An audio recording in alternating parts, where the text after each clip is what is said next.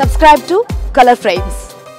తొలి టెస్టులో టీమిండియాపై పూర్తి ఆధిపత్యం చెలాయించిన సౌత్ ఆఫ్రికా ఆటగాళ్లు రెండో టెస్టులో తేలిపోయారు. 100 పరుగుల మార్క్ అందుకోకుండానే చాపు చుట్టేసింది బ్రిటిష్ జట్టు. ఇండియన్ పేసర్ల ధాటికి సఫారీ లైనప్ కుదేలైంది. మహమ్మద్ సిరాజ్ తన టెస్ట్ కెరీర్లో అత్యుత్తమ ప్రదర్శన చేశాడు. ప్రపంచంలోనే అత్యంత ప్రాణాంతకమైన బౌలర్లలో ఒకటిగా తనను ఎందుకు పిలుస్తారో సిరాజ్ ఈరోజు ప్రూవ్ చేశాడు.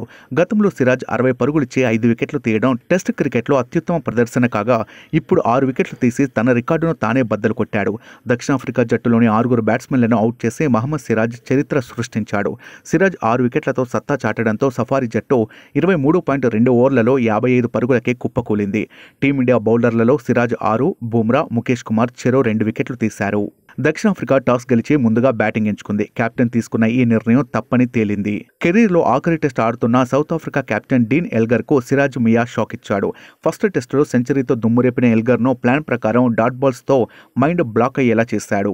అంతకుముందు ఏడెన్ మార్క్రమ్ను గుడ్ లెంత్ బంతితో అవుట్ చేశాడు. ఈ క్రమంలో 15 పరుగులకే 4 టాప్ ఆర్డర్ బ్యాటర్లు అవుట్ అవడంతో సిరాజ్, బుమ్రా మరింత రెచ్చిపోయి బౌలింగ్ చేశారు.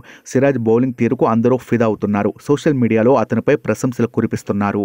ఈ వీడియో మీకు నచ్చినట్లయితే ప్లీజ్ లైక్ చేయండి, షేర్ చేయండి, కామెంట్ చేయండి.